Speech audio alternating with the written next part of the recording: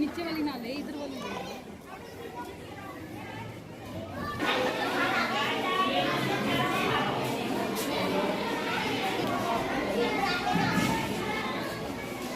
तुमने ध्यान रखना है। देखो जैसे मैंने ये मेरे पास ये क्या है, the phone is on the notebook.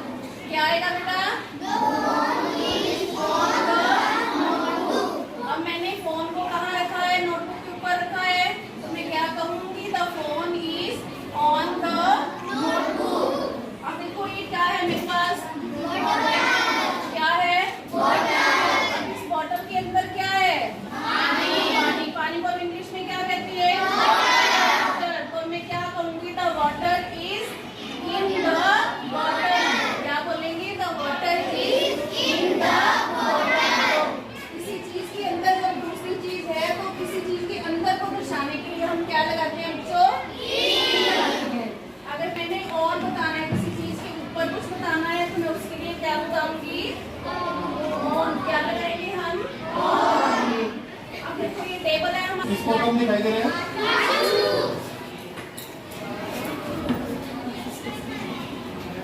क्या नाम है उसका? वासु। और सबसे दूर इसको दिखाई दे रहा था? सागर को। इसका मतलब नजरें किसकी तेज हुई? सागर की। और कमजोर किसकी है? वासु की। वासु को किसकी जरूरत पड़ेगी? किसकी? इसके लिए कहाँ जाना पड़ेगा? डॉक्टर के पास।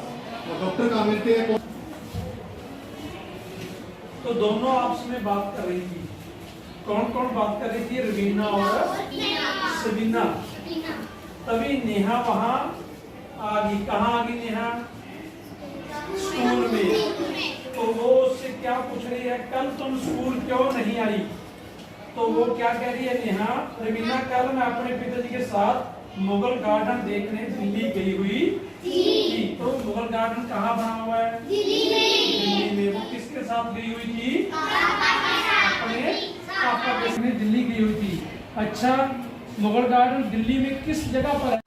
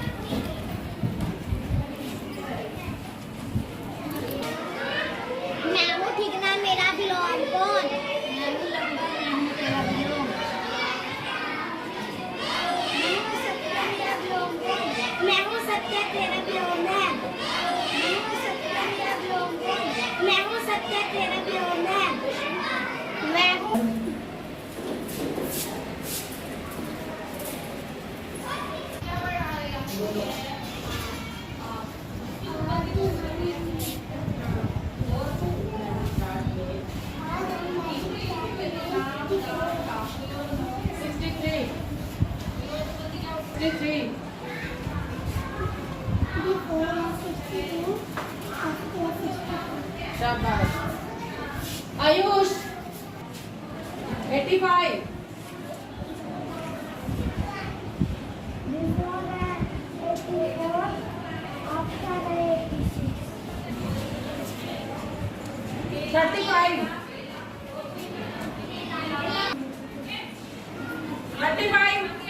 बिफोर और आफ्टर बताओ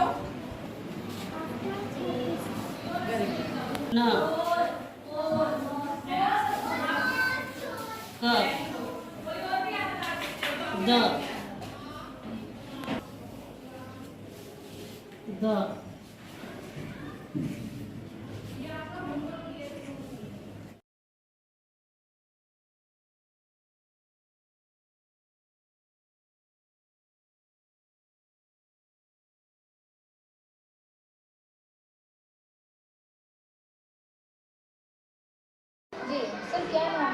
बंसीलाल जोड़े। सर, इस स्कूल का पूरा नाम और इस स्कूल में आप किस पद पर हैं? मैं इस स्कूल में मुख्य शिक्षक के पद पर हूँ। इस स्कूल का नाम राजकीय मॉडल संस्कृति प्राइमरी स्कूल चतरगढ़ पट्टी सिरसा में है ये। सर, मैं स्कूल का सौंदर्यीकरण की बात करें तो देखा गया कि और स्कूल के मुकाबले काफ़ी बेहतर है। और दूसरी चीज़ कि किस तरह से सरकार की तरफ से स्कूल का सौंदर्यीकरण करवाया गया है या फिर अध्यापकों की तरफ से? मैडम 22 अगस्त 2019 को मैंने मुख्य शिक्षक के पद पर भी यहाँ कार्य किया था। तो इस स्कूल की स्थिति काफ़ी नाजुक थी। मैंने देखा कि इस ऐसी एक जगह स्कूल है ये जो जिसके लगभग 2 किलोमीटर के रेडियस में कोई स्कूल नहीं है। इस स्कूल को अच्छा बनाया जाए ज़िले के अंदर, ताकि इसका भी नाम और इन बच्चों को एक क्वालिटी एजुकेशन गुणवत्तापूर्वक शिक्षा मिले। इसके लिए सभी टीचर की एक मीटिंग बुलाकर एक पहल की गई कि इस स्कूल को सौंदर्यीकरण और गुणवत्तापूर्वक शिक्षा देने के लिए हम क्या योगदान कर सकते हैं। तो सभी मेरे जो साथी अध्यापक हैं उन्होंने पूरा बढ़ चढ़ कर भाग लिया और हमने अपनी जेब से पूरा योगदान देते हुए स्कूल के पूरी भर्ती करवाई और इंटरलॉक वगैरह लगवा कर इनमें इसको सौंदर्यीकरण करने के लिए पूरा अपना जो है जोर लगाया। और अंत में ये 2021 के अंदर ये स्कूल एकदम सुंदर बन गया। उसके बाद धीरे धीरे जो स्कूल ग्रांट वगैरह आती थी उनसे जो है इसको और सुधार किया गया। इसके बाद जब मैंने ज्वाइन किया तो देखा कि महिला के लिए कोई शौचालय नहीं था, जिसमें हमारी बहनें वो शौचालय के लिए जाती थी, बहुत तकलीफ़ होती। तो हमने अपने खर्चे से एक महिलाओं के लिए शौचालय बनाया। उसके बाद बच्चों के लिए शौचालय के लिए बहुत प्रॉब्लम आती थी। तो गवर्नमेंट से मैंने काफ़ी प्रयास करके 2 गर्ल्स टॉयलेट और 2 बॉयज़ टॉयलेट बनाई गई। जो आज की स्थिति में देखोगे तो मेरे को ये लगता है कि 5 स्टार होटल में ऐसे टॉयलेट नहीं होंगे। उनकी देख रेख करने के लिए हमने अपने खर्चे पर अध्यापकों ने एक लेडी रखी हुई है 3000 रुपये में, जो सारा दिन उन बच्चों उसी टॉयलेटों में काम करती है, ताकि बच्चा किसी समय भी फ्रेश होकर आता है तो वो तुरंत उसको सफाई कर देती है मेंटेन करने के लिए। जब मैंने इस विद्यालय में कार्य ग्रहण किया था 353 बच्चे पढ़ते थे, अध्ययन करते थे। आज इस विद्यालय में लगभग 700 बच्चे अध्ययन कर रहे हैं। ज़्यादातर बच्चे जो हैं बहुत ही गरीब तबके से आते हैं, या यूँ कहें तो कोई अतिशक्ति नहीं होगी कि बहुत सारे बच्चों के फादर नहीं है या मदर नहीं है, या मदर किसी कारणवश छोड़ के चली गई है, या फादर को कुछ हो गया है। ऐसे बच्चों को स्कूल में लेकर आना हमारे लिए एक चुनौती थी, जिसको हमने स्वीकार करते पूरे स्टाफ ने पूरी ऊर्जा के साथ सकारात्मक सोच के साथ उन बच्चों को लाने का प्रयास किया है। फिर भी किसी कारणवश कोई बच्चा छूट गया था तो उसको ड्रॉप आउट जो एक पद्धति हमारे शिक्षा विभाग ने चलाई हुई है उसमें दाखिल करके उन बच्चों को अलग से एक ब्रिज कोर्स करवाया जा रहा है। उसमें मैंने यहाँ 2 ड्रॉप आउट सेंटर खोले हुए हैं, जिनमें बच्चे रोज़ाना आकर अपनी शिक्षा ग्रहण कर रहे हैं। हमारा प्रयास ये रह रहा है कि इन बच्चों को कैसे रोका जाए, स्कूल के अंदर उनकी उपस्थिति को 100% कैसे बनाया जाए, उसके लिए दिन रात लगे हुए हैं। पूरा टीचर मेहनती हैं। जब भी अध्यापक किसी कारण से छुट्टी जाता है तो मेरा ये कोशिश रहती है कि वो स्कूल को कुछ दान करके जाए। जैसे चाइल्ड केयर लीव पे कोई महिला जा रही है अपने बच्चे की देखभाल के लिए, छुट्टी लेके जा रही है हरियाणा गवर्नमेंट की नियमानुसार, तो मैं उनको ये कहता हूँ इन बच्चों के लिए क्या करेंगे, तो वो अपने तरफ से कोई बच्चों को पंखा दे जाती है या पौधे लगा जाती है। ये भी एक नई पहल शुरू की थी जिसका परिणाम जो है सकारात्मक रहा है, अच्छा परिणाम रहा है। सर, अगर देखा जाए यहाँ सफाई की बात या फिर खाने पीने की बात, तो किस तरह से मैनेज किया जाता है?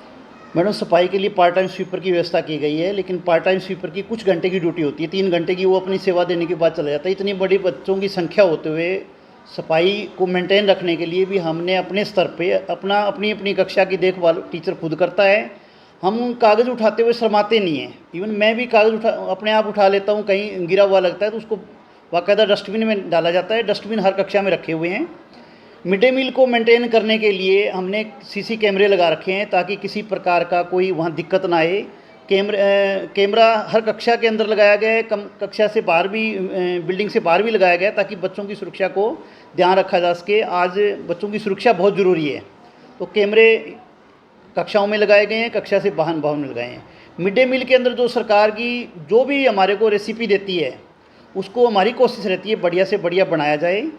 और आज जब से मैं आया हूँ तब से लेकर आज तक जो खाना जो है वो सिलेंडर पे बनाया जाता है, जबकि बहुत कॉस्टली बनता है। उसके लिए भी खर्चा जो है स्टाफ निकालता है। स्टाफ के किसी बच्चे का जन्म है या खुद का जन्म है या किसी की मैरिज एनिवर्सरी है, तो वो अपना योगदान विद्यालय में देते हैं, ताकि बच्चों के लिए खाना बनाया जा सकते हैं। जैसे एक उदाहरण देता हूँ, बच्चों के लिए हलवा जो है रिफाइंड में सरकार ने बोल रखा है रिफाइंड के अंदर बनेगा, और बहुत कम मात्रा दी हुई है जिसके अंदर बनाना संभव नहीं है।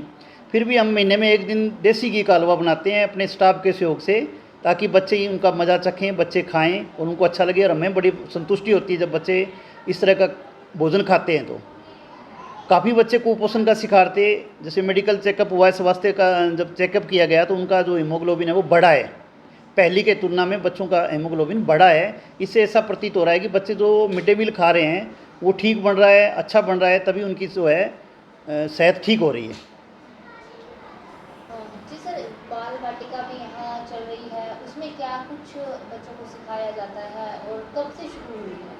हरियाणा सरकार द्वारा 1 अप्रैल 2023 को एक नई शिक्षा स्कूली शिक्षा के अंदर एक नए पहल की गई है, बाल वाटिका। 4.5 से 5.5 साल का बच्चा जो है वो बाल वाटिका में दाखिला लेता है। हमारे इस विद्यालय का सौभाग्य प्राप्त रहा है कि अब तक हमने लगभग 75 बच्चों का दाखिला इस बाल वाटिका में कर दिया है। सरकार के अकॉर्डिंग नियम अनुसार तो हमारे को 2 अध्यापक कम से कम चाहिए, लेकिन एक अध्यापिका जो है उनको पढ़ा रही है। बाल वाटिका का ये मतलब है कि बच्चा स्कूल में आना, बैठना और कैसे उसने रहना ये सीखता है। खेल खेल में गति, खेल खेल की जो विधि है उसके द्वारा वो पढ़ना लिखना भी सीखता है। तो बच्चों को मैंने देखा है बहुत रुचि ले रहे हैं, मौखिक पठन करते हैं, अपने आप जो है कूदते हैं, खेलते हैं, चित्रकारी करते हैं, जिसके अंदर उनके अंदर जो है मनोबल बढ़ा है।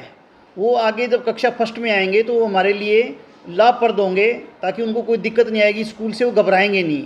तो बाल वाटिका एक अच्छी पहल है सरकार की, लेकिन इसमें जो है एज ग्रुप हम ये चाहते हैं एज ग्रुप 4 वर्ष किया जाए, क्योंकि पेरेंट्स जो हैं धक्का करते हैं, 4 वर्ष के बाद वो किसी प्राइवेट स्कूल में लिखा देते हैं नाम। तो हमारे पास जगह की भी कमी है। जब मैंने यहाँ विद्यालय में ज्वाइन किया था तो जगह की कमी थी, लेकिन हमने सकारात्मक सोच रखते हुए ब्राउंडों को भी कमरे बनाकर बच्चों को दाखिल किया है, ताकि कोई भी बच्चा इस एरिया के अंदर शिक्षा से वंचित ना रहे, इस अभाव में ना रहे कि कमरा नहीं है तो हम दाखिल नहीं करेंगे। कोई भी बच्चा मेरे स्कूल में आता है उसको उचित बैठने के लिए स्थान दिया जाता है, चाहे क्यों ना उसको ऑफिस में बिठाना पड़े। ऑफिस भी हम खाली कर देते हैं बच्चों को बिठाने के लिए। बच्चे के लिए शिक्षा ज़रूरी है। हरियाणा सरकार द्वारा पिछले गत वर्ष में इंग्लिश मीडियम स्कूल बनाए गए, जिसका परिणाम ये रहा कि प्राइवेट स्कूलों से बच्चे जो हैं छोड़ कर हमारे स्कूल में दाखिल लिया। लेकिन मैंने और मेरे स्टाफ ने महसूस किया कि जो बच्चे हमारे पास ऑलरेडी दाखिल थे या बहुत ही वंचित वर्ग से थे, वो भी इंग्लिश सीखने के लिए जिज्ञासु थे। तो हमने किसी एक कक्षा पे ना रख कर इंग्लिश मीडियम को सभी कक्षाओं में, लगभग सभी कक्षाओं में एक एक सेक्शन, एक एक कक्षा के 4-4 सेक्शन है, तो लगभग 3 सेक्शनों को इंग्लिश मीडियम कर दिया गया है। और बच्चा बड़े इंटरेस्ट के साथ इंग्लिश सीखने के लिए तैयार है, वो सीख रहा है। उसका परिणाम ये रहा है कि बच्चा प्रेयर में भी इंग्लिश के अंदर बोलता है। तो इंग्लिश काफ़ी समय के अनुसार जो है लाभप्रद है, तो हमारे स्टाफ भी पूरा इंटरेस्ट ले रहा है। मैं खुद इसके अंदर जो है रुचि लेता हूँ, ताकि बच्चे जो है प्राइवेट स्कूलों का, कॉन्वेंट स्कूलों का मुकाबला कर सके। वंचित होते वो ये महसूस ना करें कल को कि हमें अगर अच्छे होते तो हम इंग्लिश मीडियम स्कूल में पढ़ते। तो ये सरकार की योजना अच्छी है, हम इस पे लगे हुए हैं। हमारी एक ही मांग है सरकार से कि स्कूल में कमरे बहुत कम हैं। 3 कमरे सैंक्शन हुए थे 2 साल पहले, आज तक वो कमरे नहीं आए हैं। अगर वो समय पे आ जाते हैं तो इन बच्चों को बैठने के लिए उचित स्थान मिलेगा। देखो, आपने देखा होगा कि कमरे के अंदर कक्षा लगी हुई है, बरामदे में भी कक्षा लगी हुई है, तो कहीं ना कहीं दोनों कक्षाएँ प्रभावित होती है। पढ़ाना बहुत मुश्किल है, क्योंकि पढ़ना और पढ़ाना दोनों ही प्रक्रिया जो है बहुत मुश्किल है। इसको समझना टीचर ही समझ पाता है जो करवा रहा है, तो काफ़ी मुश्किल है। मैं सरकार से, विभाग से उम्मीद करूंगा कि वो जल्दी जो है कमरों का समाधान करेंगे। फिर भी हम अपनी तरफ से जितना संभव होगा उतना बढ़िया एक सोच के साथ इसको स्कूल को और आगे लेके जाना चाहेंगे। जब उपायुक्त महोदय द्वारा इस स्कूल में एक अभियान चलाया गया, स्वच्छता अभियान, उस स्कूल में भी हमारे इस स्कूल ने ज़िले में हाथ धोने में पहला स्थान प्राप्त किया था। स्वच्छता के अंदर खंड में पिछले साल पहला स्थान प्राप्त किया स्कूल का। इस बार भी हम ज़िले के अंदर जो स्कूल सौंदर्यकरण निकाले जाने पुरस्कार, उसके अंदर भाग ले रहे हैं। उम्मीद है कि हम जो है इस बार प्रथम स्थान प्राप्त करेंगे ज़िले में। हमारे और मेरी और मेरे स्टाफ की पूरी कोशिश है कि हम इसमें पहला स्थान प्राप्त करें। आप एक बार मेरे टॉयलेटों का विजिट करके देखोगे तो वास्तव में वहाँ देखोगे कि प्रतिदिन जो स्वच्छता है वो ऐसी पाई जाती है। बच्चों के लिए हाथ धोने के लिए साबुन है, बाकायदा तौलिया रखा गया है और एकदम क्लीन टॉयलेट रखे गए हैं।